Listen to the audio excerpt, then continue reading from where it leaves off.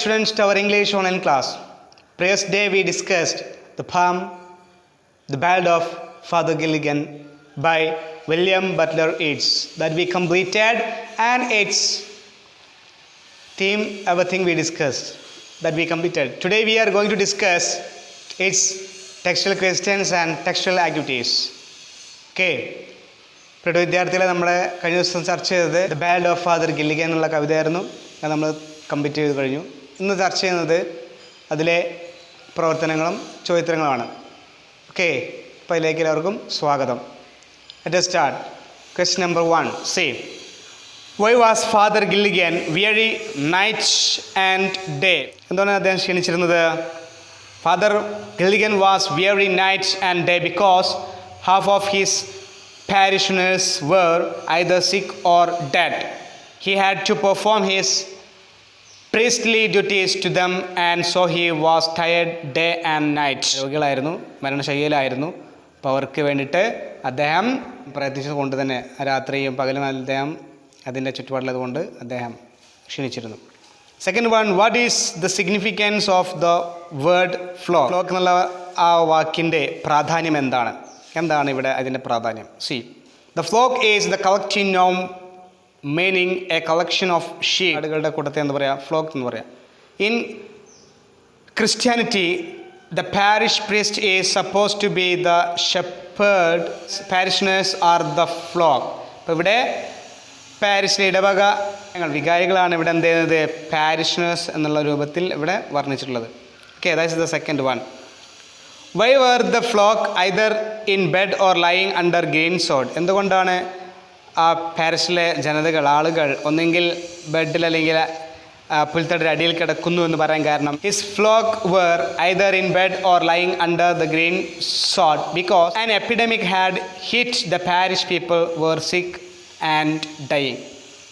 അല്ലേ, പകർച്ചവ്യാധി പിടിപെട്ടുകൊണ്ട് അവർ മരണപ്പെടുകയും രോഗശൈലിയുമായിരുന്നു. അതുകൊണ്ടാണ് അങ്ങനെ പറയാൻ കാരണം. Okay, that is the third question. Fourth one, why did another man send for Father Gilligan? Why is the man referred to as poor? എന്തുകൊണ്ടായിരുന്നു ഫാദർ ഗില്ലിഗൻ മറ്റൊരാളെ പറഞ്ഞയച്ചത്?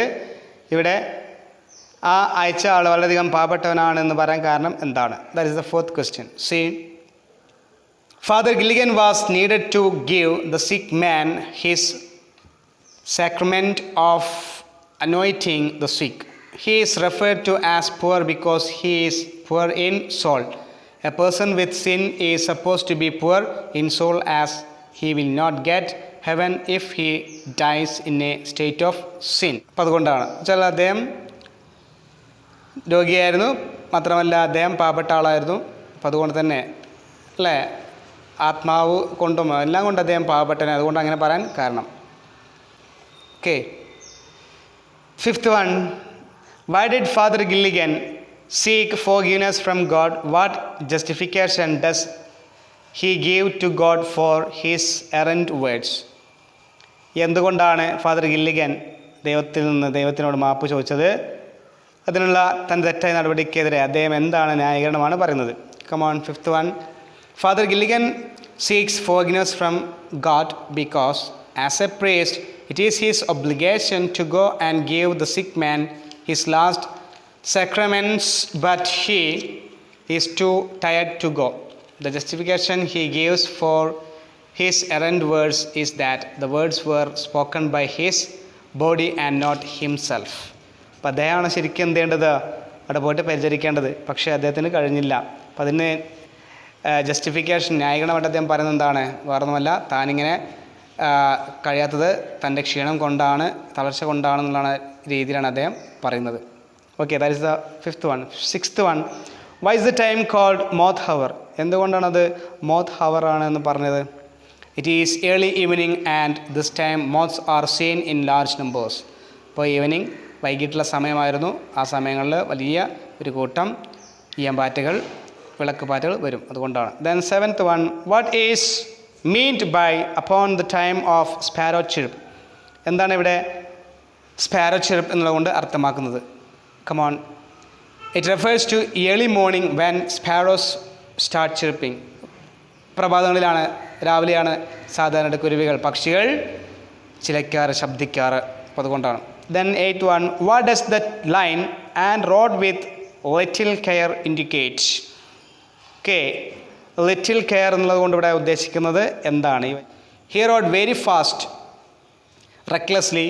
He had failed to go when the call came and now he is rushing to reach the sick man as fast as he can. അദ്ദേഹം വളരെ വേഗതയിൽ, ഒന്നും ഓടിച്ചില്ലാത്ത വേഗതയിൽ അദ്ദേഹം ഓടിച്ചു പോകുന്നു. മാത്രമല്ല വിളിച്ച സമയത്ത് അദ്ദേഹം പോകാൻ കഴിഞ്ഞില്ല, അദ്ദേഹം പോവുകയാണ്. That is the 8th one. 9th one, why is the sick man's wife surprised to see Father Gilligan? എന്തുകൊണ്ടാണ് മരിച്ച ആയിട്ടുള്ള അയാളുടെ ഭാര്യ അദ്ദേഹത്തെ കണ്ടപ്പോൾ ആശ്ചര്യപ്പെട്ടത്? The sick man's wife was surprised to see Father Gilligan because she thought he had come earlier and given the last sacraments to her dying husband. In fact, it was an angel that came earlier and not Father Gilligan. She did not know that. അപ്പോൾ മരിച്ച സമയത്ത് തൻ്റെ ആ ഒരു ചികിത്സയും പരിചരണമൊക്കെ നടത്തിയിട്ടുണ്ടായിരുന്നു. അപ്പോൾ അത് നടത്തിയത് ശരിക്കും ദൈവം പറഞ്ഞേച്ച ഒരു മാലാഖയാണെന്നുള്ള കാര്യം ആർക്കറിയില്ല, ഭാര്യയ്ക്ക് അറിയില്ല. അതുകൊണ്ടാണ് അങ്ങനെ ആശ്ചര്യപ്പെട്ടത്. Why was the priest overcome with grief at the word to? എന്തുകൊണ്ടായിരുന്നു പ്രീസ്റ്റ് കാരണം ചെയ്യാതിരിക്കാൻ കഴിയാത്തത്? എന്തുകൊണ്ടായിരുന്നു?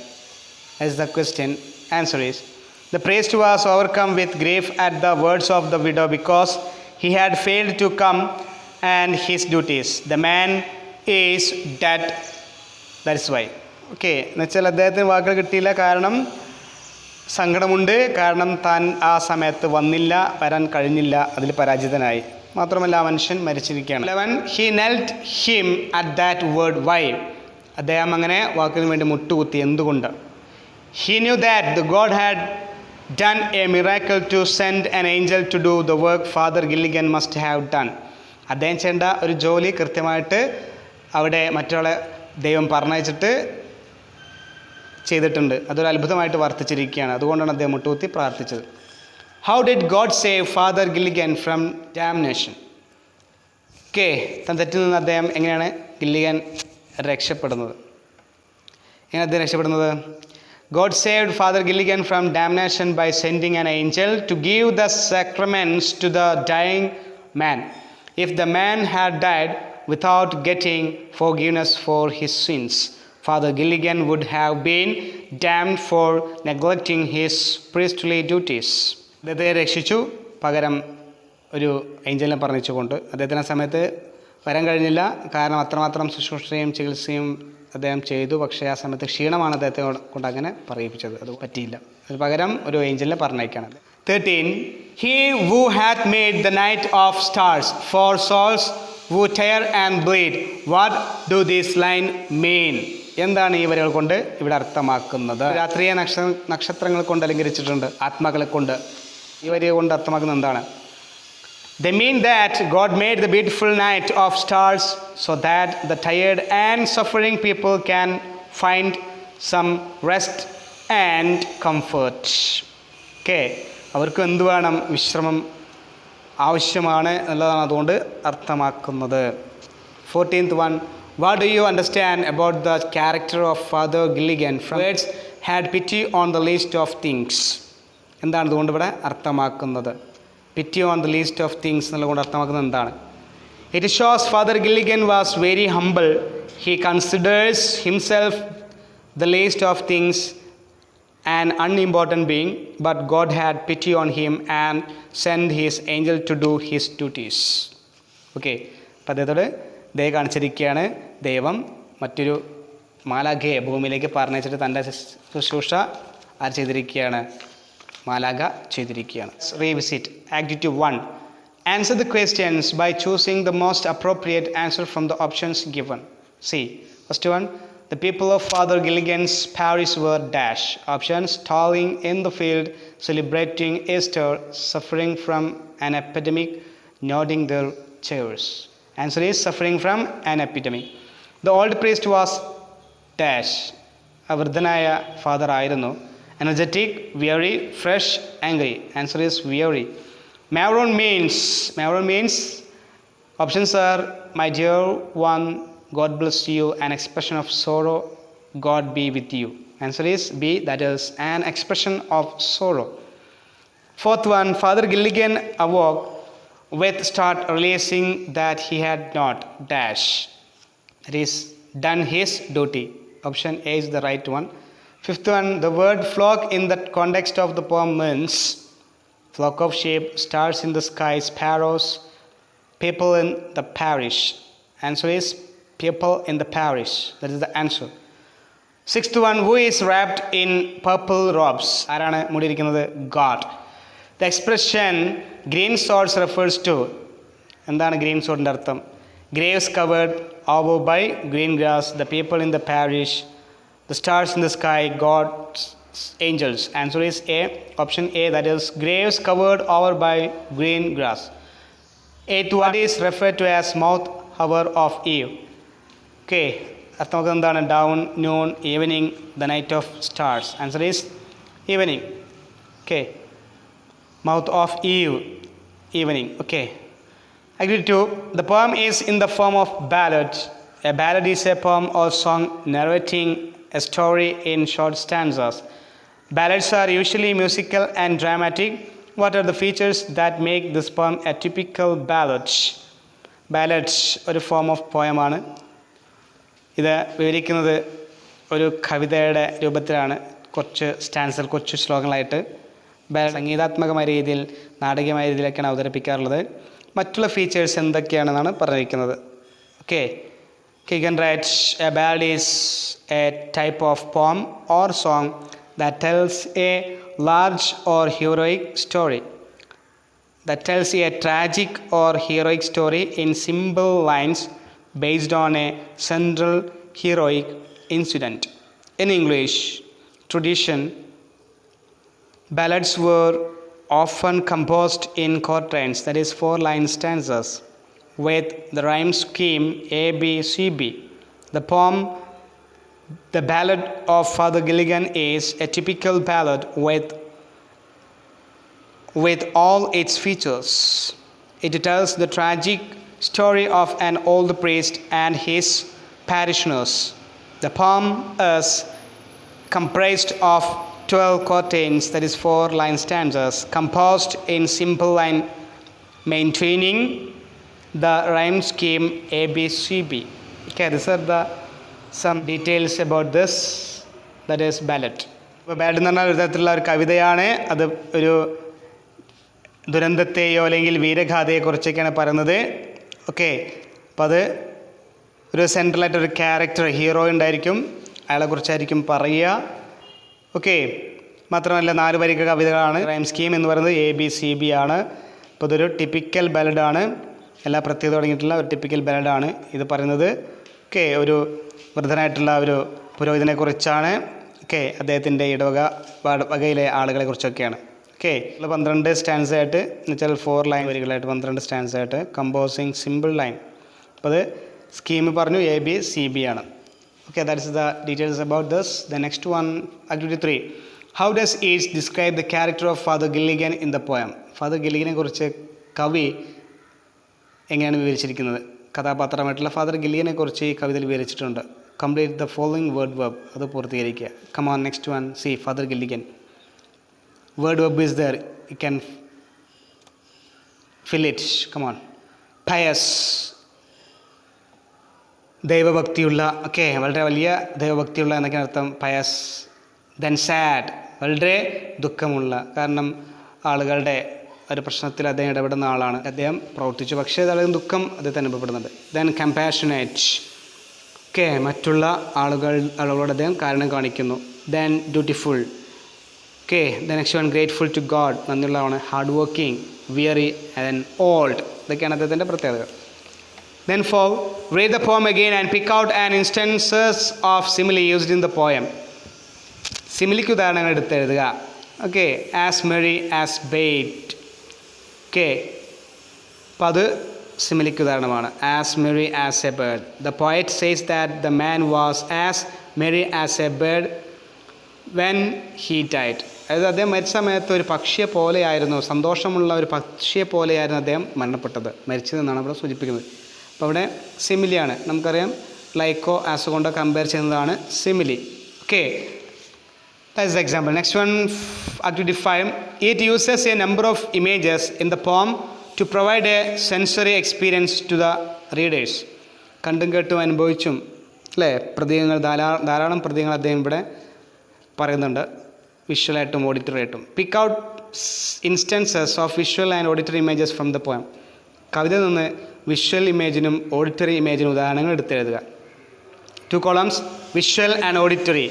Example, visual image examples: green swords. The next one, priest nodding in the chair. Then moths. Priest riding horse recklessly through the key lane and fence. These are the visual images. അപ്പോൾ ഇത് പറയുമ്പോൾ നമ്മുടെ മനസ്സിലേക്ക് എന്ത് ചെയ്യുന്നുണ്ട്, അതിന് ചിത്രങ്ങൾ നമ്മുടെ മനസ്സിലേക്ക് കടന്നു വരുന്നുണ്ട്.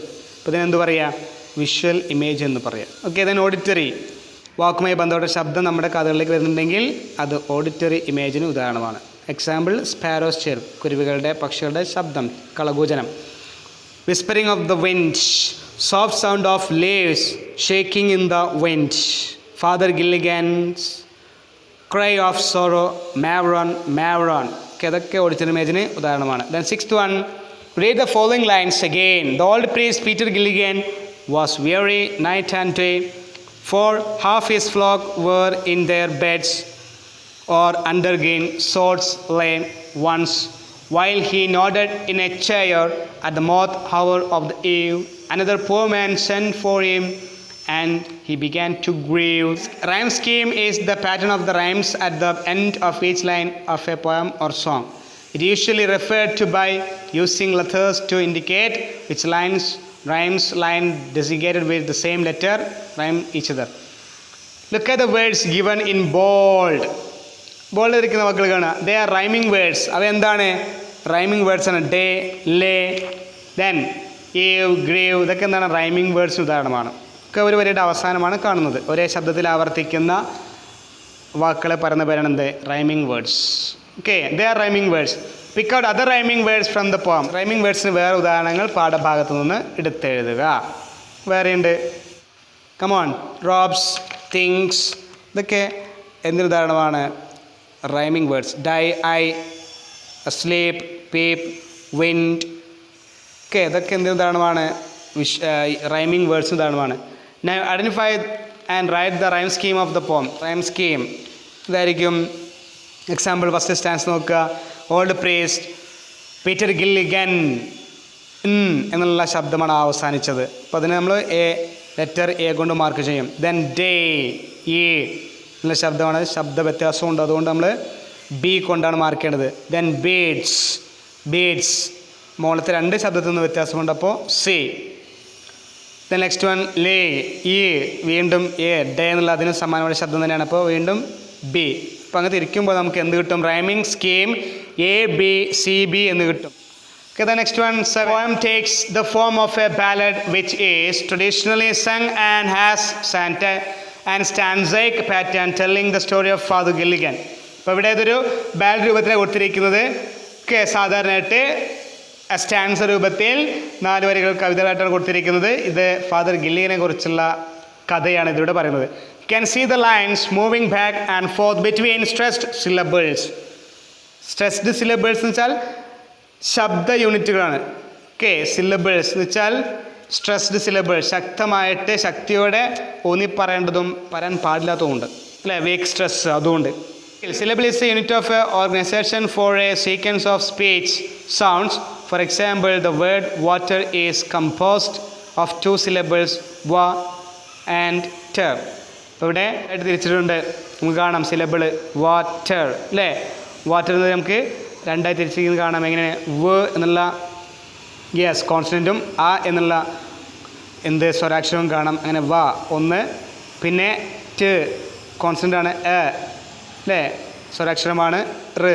അപ്പോൾ ഇത്തരത്തിൽ 2 സിലബിളുകൾ അവിടെ തിരിച്ച് കാണാം. വ ട് അല്ലേ എന്ന രൂപത്തിൽ തിരിച്ചിട്ടുണ്ട്. ഓക്കെ, അപ്പോൾ അത് 2 സിലബിൾ അടങ്ങിയതാണ്.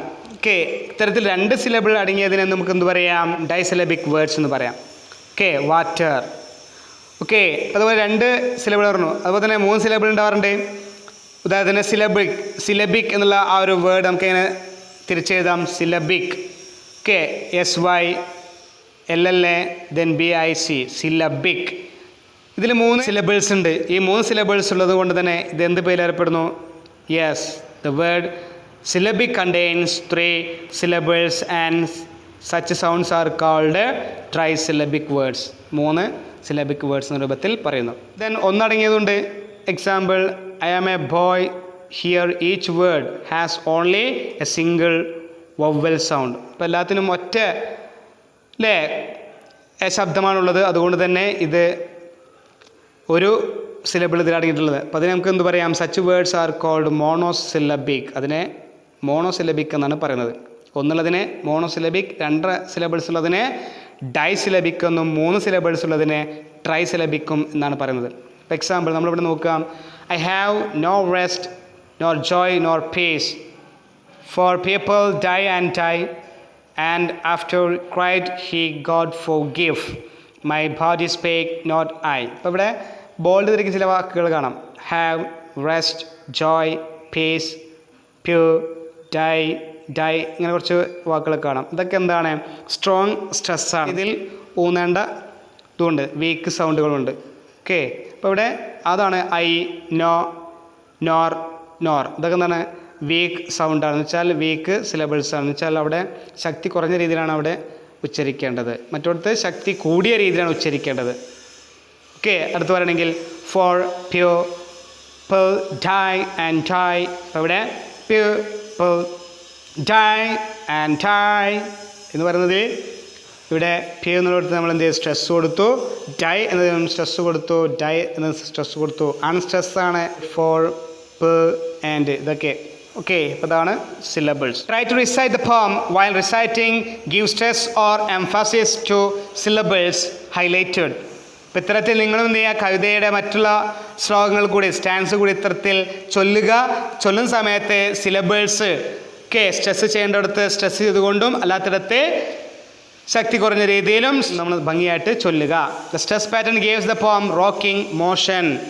ഓക്കെ, അപ്പോൾ ഈ കവിതയിൽ കൊടുത്തിരിക്കുന്നത് എന്താണ്? റോക്ക് മോഷൻസ് ആണ്. പൊന്തുകയും ചെയ്യുന്ന ഒരു താളാത്മക രീതിയിലാണ് ഈ ഒരു കവിതയുടെ പാറ്റേൺ എന്ന് പറയുന്നത്, ക്രമം. Now recite the poem individually and then in groups. അപ്പോൾ നമ്മൾ ഗ്രൂപ്പായിട്ട് അത് ചൊല്ലുക. Think of reciting another stanzas from the poem with the same rhythm. Mark the syllables which is to be stressed. അപ്പോൾ ഇവിടെ സ്ട്രെസ് ചെയ്തിരിക്കുന്ന ചില ഭാഗങ്ങളുണ്ട്. അത് സ്ട്രെസ് ചെയ്തുകൊണ്ടും ചെയ്യേണ്ടാത്ത ഇടങ്ങളിൽ സ്ട്രെസ് ചെയ്യാതെയും ശക്തി കുറഞ്ഞിട്ടും അത് ഉച്ചരിച്ച് വായിക്കുക. ഇതുപോലെ വേറെയും ചില സ്റ്റാൻസേഴ്സ് എടുത്തുകൊണ്ട് അതിലും ഇത്തരത്തിൽ നമ്മൾ സ്ട്രെസ് ചെയ്യേണ്ട കാര്യങ്ങളും സ്ട്രെസ് ചെയ്യേണ്ടാത്ത ചില ഭാഗങ്ങളുണ്ട്. എക്സാമ്പിൾ ആണെങ്കിൽ, come on he road now as he never road. ഇവിടെ റോഡ് സ്ട്രെസ് ചെയ്യേണ്ടതാണ്. ഹി അൺസ്ട്രെസ് ആണ്. നൗ അൺസ്ട്രെസ് ആണ്. ആസ് സ്ട്രെസ്ഡ് ആണ് അല്ലേ? സ്ട്രോങ് സ്ട്രെസ്ഡ് ആണ്. ഹി വീക്സ് സൗണ്ടാണ്. നെവർ എന്നിടത്ത് എന്നുള്ള എന്താണ്? സ്ട്രോങ് ആണ്. റോട്ട് അല്ലേ? അവിടെ സ്ട്രോങ് സ്ട്രെസ്സാണ്. ഇത്തരത്തിൽ ആ സ്റ്റാൻസയിൽ ബാക്കിയുള്ള ഭാഗങ്ങൾ ഇതേപോലെ ഇത്തരത്തിൽ വായിച്ച് സ്ട്രെസ് ആൻഡ് അൺസ്ട്രെസ്ഡ് സിലബിൾസ് ചേർക്കുക. അതുപോലെ രണ്ടാമത്തെ സ്റ്റാൻസിലുണ്ട്, once while he nodded in a chair. First line നോക്കാം, ബാക്കിയുള്ള ലൈൻ ഇതേപോലെ നിങ്ങളും ചെയ്യാം. വൈൽ സ്ട്രെസ്ഡ് ആണ്. നോട്ട് അവിടെ സ്ട്രെസ്സാണ്. ഡെഡ് എന്നുള്ളത് അൺസ്ട്രെസ്സാണ്. ഇൻ സ്ട്രെസ്സാണ്. Chair stress. ഇത്തരത്തിലത് നിങ്ങളും സ്ട്രെസ്ഡ് ആൻഡ് അൺസ്ട്രെസ്ഡ് സിലബിൾ ചേർത്തുകൊണ്ട് രൂപത്തിൽ കവിത ചൊല്ലുക. Okay, then activity 8. Sit in groups and choreograph the poem. You may follow the steps given below. അപ്പോൾ ഈ കവിത കോറിയോഗ്രാഫി ചെയ്യുക. താഴെ കൊടുത്തിരിക്കുന്ന സ്റ്റെപ്സ് ഫോളോ ചെയ്യുക. Recite the poem and pick out images from it. ചൊല്ലിയിട്ട് അതിൽ നിന്നുള്ള ഇമേജുകൾ എടുത്തെഴുതുക. List out the events in the poem and plan how to present them. അപ്പം നിങ്ങളെ അതിലുള്ള പ്രധാനപ്പെട്ട സംഭവങ്ങൾ എടുത്തെഴുതുക. എന്നിട്ട് എങ്ങനെ അത് അവതരിപ്പിക്കണമെന്ന് പ്ലാൻ ചെയ്യുക. Write a script for choreographing the poem. ഈ കവിതയുടെ കോറിയോഗ്രാഫ് തയ്യാറാക്കുന്നതിന് വേണ്ടിയിട്ട് ഒരു സ്ക്രിപ്റ്റ് എഴുതുക. പ്രസൻറ്റ് കോറിയോഗ്രാഫി നിങ്ങൾക്ക് ചെറിയ നാടകങ്ങളായിട്ടോ കഥ പറച്ചിലായിട്ട് സംഭാഷണങ്ങൾ രൂപത്തിലൊക്കെ പറയാം. കഥ പറയാം. അപ്പോൾ ആ രൂപത്തിലേക്ക് പറയാം. പക്ഷെ അതിന് നമ്മൾ ആദ്യം ചെയ്യേണ്ടത് അതിൻ്റെ സ്ക്രിപ്റ്റ് തയ്യാറാക്കുകയാണ് വേണ്ടത്. ഓക്കെ, അപ്പം അതിനനുസരിച്ചുള്ള വേദികളും മറ്റും സജ്ജീകരിച്ചുകൊണ്ട് ഭംഗിയായിട്ട് നമുക്ക് അവതരിപ്പിക്കുകയും ചെയ്യാം. ഇത്തരത്തിലാണ് എന്ത് ചെയ്യേണ്ടത്. Okay, I think all of you got the idea about this activities and textual questions. Okay, let's wind up here. Have a nice day. Thank you.